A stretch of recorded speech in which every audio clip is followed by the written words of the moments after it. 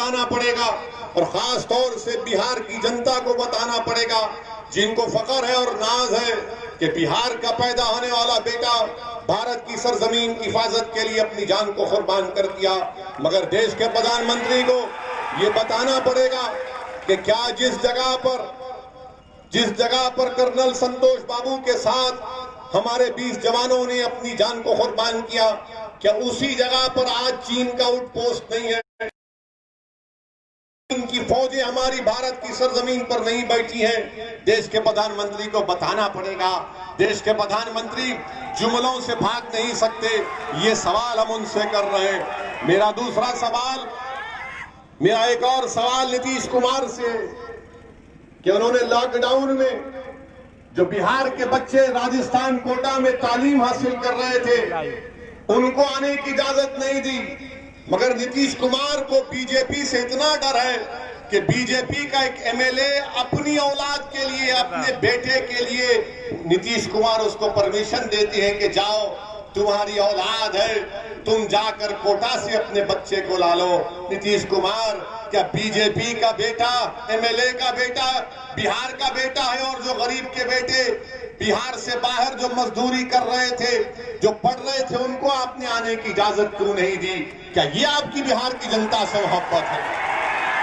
मेरा तीसरा सवाल नीतीश कुमार और मोदी से ये लॉकडाउन जो नरेंद्र मोदी ने किया, ये गैर संविधान के खिलाफ था। मैंने उस वक्त भी कहा, आज भी कह रहा हूं, देश के प्रधानमंत्री ने लॉकडाउन के लिए क्या किया? लॉकडाउन से पहले कहा कि कोरोना को खत्म करना है तो थाली बजाओ। तो बेचारा गरीब ये समझा कि शायद थाली बजाने से कोरोना भाग जाएगा। फिर देश के प्रधानमंत्री ने कहा कि ताली बजाओ, लाइट बंद करो, दिए जलाओ। मगर देश के प्रधानमंत्री ये बताओ कि इतना सब करने के बावजूद भी भारत में 1,17,000 भारतीयों की मौत क्यों हुई? इसका जिम्मेदार कौन है बताओ? 75 लाख से ज्यादा भारत में कोरोना के लोग, कोरोना को उनको वायरस हो चुका है। लॉकडाउन करने से पहले देश के प्रधानमंत्री अगर थोड़ा दिमाग से सोच लेते और माहिरीन से, एक्सपर्ट से पूछते तो कहते कि प्रधानमंत्री 5 दिन के बाद लॉकडाउन करिए। ये जो बिहार के 32 लाख हमारे नौजवान जो देश के कोने कोने में अपने पेट को काट कर अपने घर के दिए को जलाते हैं, अगर 5 दिन का उनको टाइम मिल जाता तो आराम से अपने अपने मुकामात से बिहार को आ जाते। मगर प्रधानमंत्री की तारीफ क्या करें कि 4 घंटे में लॉकडाउन, और लॉकडाउन उठाने के लिए प्रधानमंत्री ने 8 दिन का टाइम दे दिया। लॉकडाउन डालने से पहले 5 दिन नहीं दिए, टीवी पे आकर कहा कि भाइयों बहनों लॉकडाउन, फिर कहा भाइयों बहनों 8 दिन के बाद लॉकडाउन उठने वाला है। मेरे अजीज दोस्तों और बुजुर्गों, इसीलिए हम आपसे कह रहे हैं कि आज आपको ऐसी सरकार की जरूरत है जो हमारे बच्चों के स्कूल का इंतजाम करे। स्कूल सिर्फ नाम का ना हो, बल्कि टीचर हो, डिग्री कॉलेज हो, जहां पर लेक्चरर्स हो, और 3 साल का कोर्स 5 साल में नहीं 3 साल में चले, जहां पर करप्शन का खात्मा हो, शौचालय के लिए 2,000 रुपये नहीं, प्रधानमंत्री आवास के लिए 20,000 की रिश्वत नहीं। जो आज किसान परेशान है, चावल की मिलें बंद पड़ी है, ये अगर मिलें बंद पड़ी इस इलाके में तो क्या बिहार का मुख्यमंत्री ओवैसी था या आरजेडी और नीतीश कुमार और बीजेपी नहीं थे?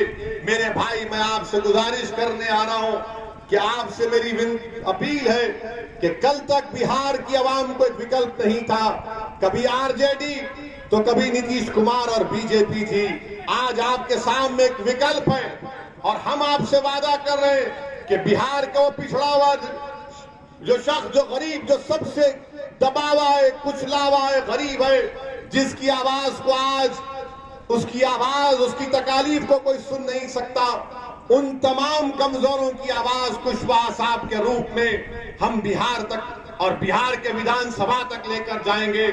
आप यहां से आप हमारे भाई सुभाष चंद्र को कामयाब करिए, ताकि पटना में बैठने वाले बड़े बड़े लोगों की नींदें हराम हो जाएंगी जब यहां से सुभाष चंद्र यादव कामयाब होगा। ये कामयाबी यकीनन हमारे सेकुलरिज्म की कामयाबी होगी। बीजेपी नीतीश कुमार 5 साल पहले गठबंधन के नाम पर वोट किया और हमको गाली देते थे कि ओवैसी वोट कटवा है। आरजेडी के लोग कहते थे कि बीजेपी को रोकना है। नीतीश कुमार बोलते थे कि मैं संघ मुक्त भारत करूंगा। कांग्रेस भी हमको बीजेपी का बी टीम बोलती थी। हम कांग्रेस से, आरजेडी से, नीतीश कुमार से पूछना चाह रहे हैं कि क्या तुमने 5 साल पहले बिहार की जनता को झूठ और धोखा देकर वोट हासिल किया?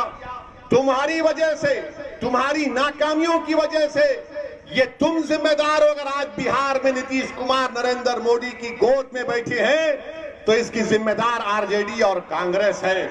और हम नीतीश कुमार को बताना चाह रहे हैं, हम बिहार की जनता को पैगाम देना चाह रहे हैं, आपको बताना चाह रहे हैं कि बिहार को बचाइए बीजेपी से।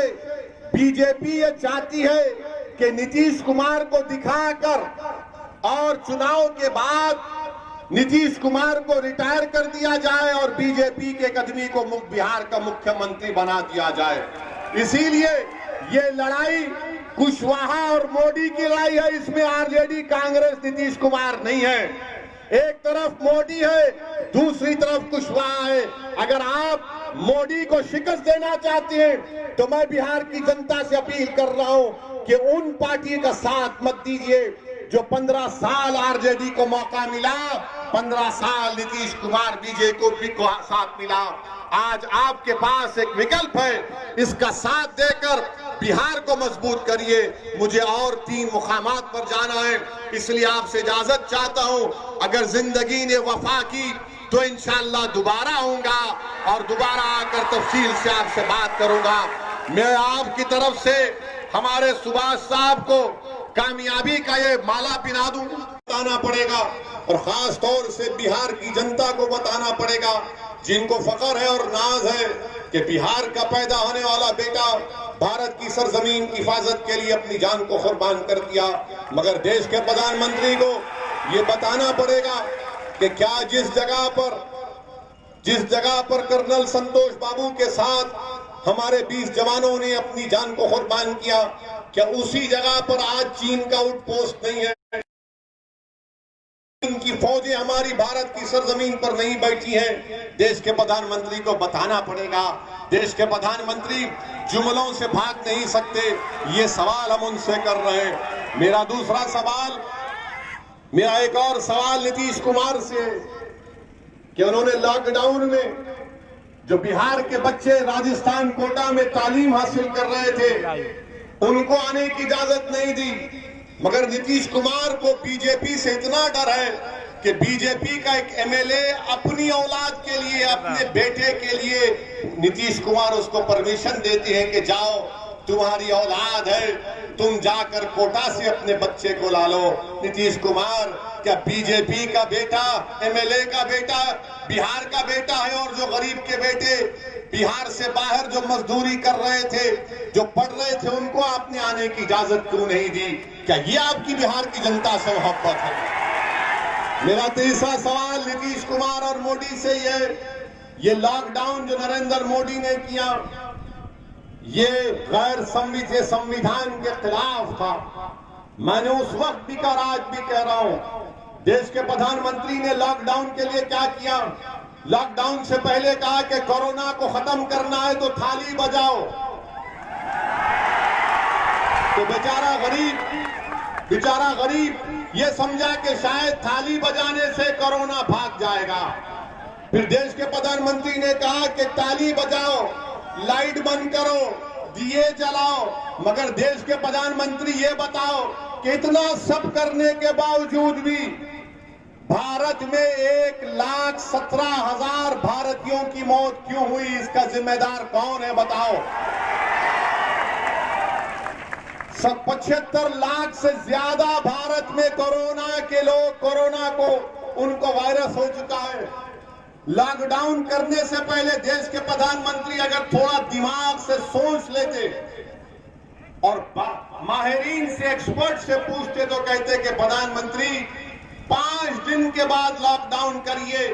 ये जो बिहार के 32 लाख हमारे नौजवान जो देश के कोने कोने में अपने पेट को काट कर अपने घर के दिए को जलाते हैं, अगर 5 दिन का उनको टाइम मिल जाता तो आराम से अपने अपने मुकामात से बिहार को आ जाते।